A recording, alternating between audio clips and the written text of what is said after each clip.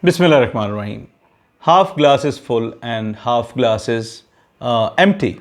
Okay, so many people have different ways of defining these things, but when I uploaded my AINP videos, a series of videos related to Ontario, Alberta Immigrant Nominee Program, many people were puzzled. Okay, now let me tell you why were they puzzled.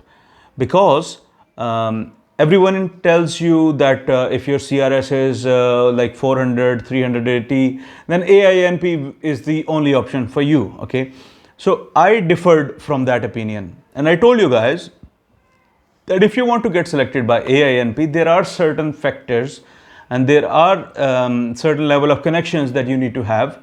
Agreed that job offer is not a requirement by AINP. Agreed that outlanders can now apply to AINP. Okay, but still there are many factors that are true, but people have never heard about it because consultants would never tell you. Okay, that Alberta Immigrant Nominee Program is not for everyone. It is for a very rare bunch of people who would be getting selected by AINP. Okay, and most YouTubers like myself, okay, we don't tell you guys that AINP is not really a practical program for everyone out there. It is only practical for the people who have connections. Now, let me show the eligibility factors, or rather, I have already made a video on the eligibility factors, but I will talk about certain things in this video. Okay, and also my AINP videos have raised a couple of conspiracies. Okay, so first of all, many subscribers keep on asking me that where it is written on the AINP website that your education and your occupation, they need to be aligned. Okay, so like for Saskatchewan, everybody knows because it is clearly written on their website.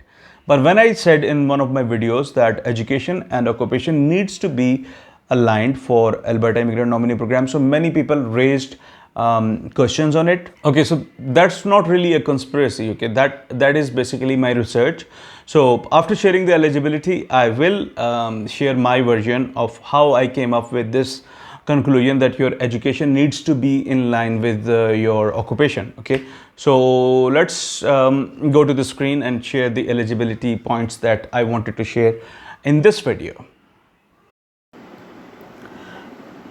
Right, so you guys can see this Alberta Express Entry stream, and we are at the first stage of their like web page. So let's just check what's written here. Okay, so firstly, the Alberta Express Entry stream allows Alberta to nominate a limited number of qualified candidates from IRCC Express Entry system. Okay, so that is clear. Secondly, candidates who have demonstrated strong ties to Alberta. Now, how more clearly do you need it for your information? I mean, they have clearly written it here. Candidates who have demonstrated strong ties to Alberta. I mean, that is again the glass half full and half empty. Okay, or who can help support the government's economic development. Okay, now let me tell you a story. A subscriber told me that she received a notification of interest from AINP and she had no connections to the province. Okay, but listen to this. Her CRS was 481 and her knock code was 1241. Now, that does not mean that everybody with the knock code 1241 is going to get an invite from Alberta. This is not what I'm trying to say. Okay, what I'm trying to say is that you never know when Alberta will pick you up. Another success story is Kubair Kamal, our mentor. His son got selected from Alberta Immigrant Nominee Program. Okay, as stated in one of the videos updated on his channel, Ask Kubair. Okay, so there are a few success stories, but there are very few in number. Like I would say, one in a thousand maybe. Okay. So again, 481 CRS was selected by AINP. Now tell me, honestly, tell me, if your score was 481, would you opt for FSW or would you opt for AINP? I mean, AINP is, people tell you that AINP will select you at 380, 350, 400, 420, but AINP selected a person at 481 CRS. I mean, that is something, a massive CRS score, okay, and that person, she did not need AINP to call her, but again, she accepted the NOI because that is what everyone tells you to do, and that is what she should have done. She did the right thing. But 481 is basically FSW material. Everybody knows about it. Next FSW row, 481 is going to be selected. But thing is that the false hopes that agents give you, that YouTubers like myself give you, that 400 CRS, don't worry, AINP will invite you. But this is not how it works. Okay, and then again, let's get back to the video and let's not get sentimental over this. International graduates from Canadian post secondary institution may also be asked to apply under this stream. Notes. Now you have to watch the video from here. Candidates cannot apply directly to Express Entry stream. Now many people keep on asking me that how can we apply to Express Entry stream of AINP. Now it is clearly written here that you cannot apply directly to the AINP Express Entry stream. You cannot use a nomination under a different AINP stream. For example, the opportunity stream. Okay, if you get an NOI or nomination from, like, for opportunity stream, then you cannot convert it to Express Entry stream. Like it is a scenario that I cannot think of imagining of happening, but still they have mentioned it here.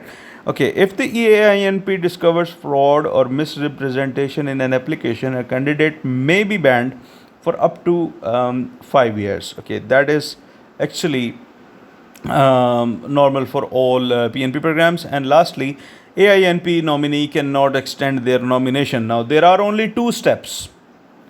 Have your Express Entry profile, okay, and AINP will give you a notification of interest, and after receiving that NOI, you will have to prove that by submitting your application that you are actually eligible for that notification of interest.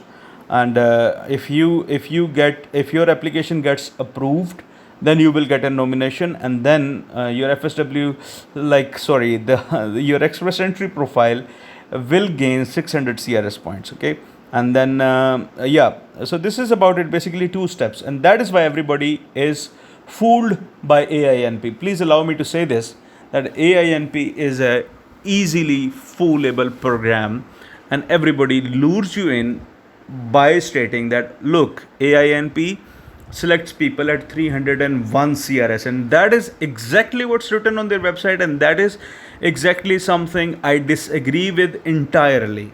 Okay, so let me know your views in the comment section below. This is Ali Iftikhar, and I wish you that you don't get fooled by any false hopes. Okay, now I hope that many things are clear, but let's go back to the conspiracy that I talked about earlier in this video.